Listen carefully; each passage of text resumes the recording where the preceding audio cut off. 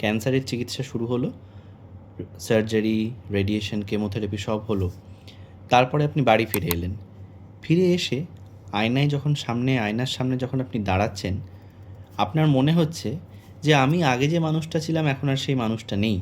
কেমোথেরাপির জন্য চুল উঠে যাওয়া, ব্রেস্ট ক্যান্সারের জন্য বুকে বড় একটা স্কার মার্ক থাকা বা অন্য যে কোনো ক্যান্সারের ক্ষেত্রেও একটা বড় স্কার মার্ক থাকা, কোলোরেক্টাল কার্সিনোমার ক্ষেত্রে একটা বড় অংশ কোলনের বাদ যাওয়া এবং তার ফলে একটা বাইরে থেকে একটা মলাশয় টাইপের কৃত্রিম একটা ব্যাগ ঝুলিয়ে রাখা এবং এর ফলে নিজে একটা হীনমন্যতায় ভোগা।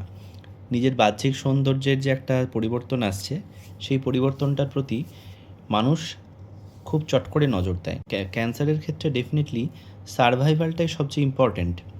চিকিৎসা হলো, এখন ক্যান্সার শরীর থেকে বাইরে, কেমো দিয়ে হোক, রেডিও দিয়ে হোক, সার্জারি দিয়েই হোক। তাহলে এত চিন্তা কিসের?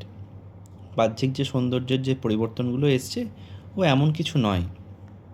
কিন্তু সত্যি বলুন তো, যে মানুষ এত বছর থেকে নিজেকে একটা নির্দিষ্ট আকারে, নির্দিষ্ট গঠনে দেখতে অভ্যস্ত, আজ হঠাৎ করে সেই গঠন, সেই আকার যখন পরিবর্তন হয়ে যায়, বুকে ব্যথা লাগে, সামলে নিতে একটু সময় লাগে।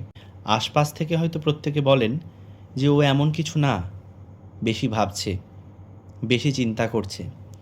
কিন্তু এই ছোট ছোট যে ব্যাপারগুলো থাকে না, এই বেশি ভাবনা বা বেশি চিন্তা যেগুলো থাকে, এগুলোই কিন্তু আস্তে আস্তে যোগ হয় এবং ক্যান্সার পরবর্তী যে জীবনযাত্রা, যে লাইফস্টাইল থাকে একজন মানুষের, এই ছোট্ট ছোট্ট ব্যথা বেদনার জায়গাগুলোতেই সেই লাইফস্টাইলটা কিন্তু প্রচণ্ড মডিফাইড হয়।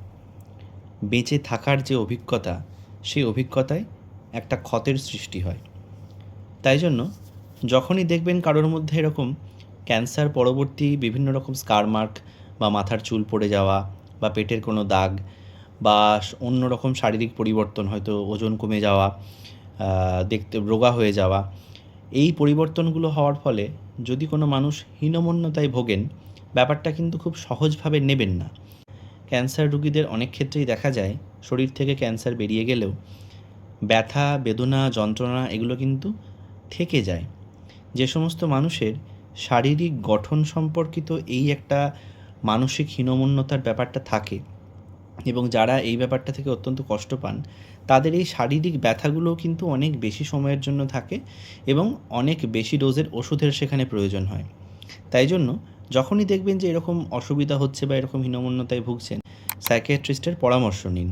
কাউন্সেলিং, ওষুধ, থেরাপি এগুলোর মাধ্যমে প্রথমেই যদি এই ব্যাপারটাকে অ্যাড্রেস করা যায়, পরবর্তীকালে কিন্তু এটা নিয়ে এত বাড়াবাড়ি হয় না। বলবেন যার মধ্যে এই সমস্যাগুলো আছে, আপনারা তার পাশে আছেন। এই সমস্যা যখন হয়েছে, ডেফিনেটলি সমাধানের রাস্তা সবাই মিলে একসঙ্গে খুঁজবেন। কখনোই এটা এমন কিছু ব্যাপার না, এ তো ঠিক হয়ে যাবে, এগুলো নিয়ে এত ভাববার কিছু নেই, অনেক বড় বড় যুদ্ধ জয় করে এসছো, এটা খুব ছোট একটা ব্যাপার, এরকমভাবে ব্যাপারটাকে কিন্তু নেগলেক্ট করবেন না। সকলে ভালো থাকবেন।